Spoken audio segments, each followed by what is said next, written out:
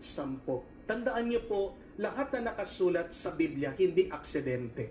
Kapag naisulat po sa Biblia, lahat po dyan may dahilan, may kahulugan.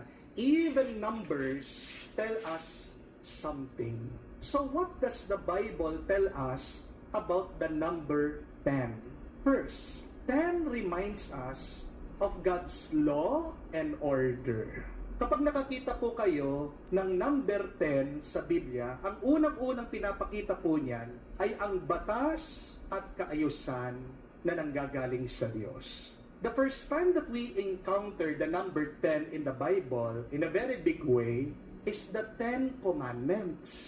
Ano pong ibig sabihin ng 10 dito sa 10 Commandments? 10 means the completeness of responsibility. Pinapaalala po ng mga lindol na ito sa atin. Ang buhay natin ay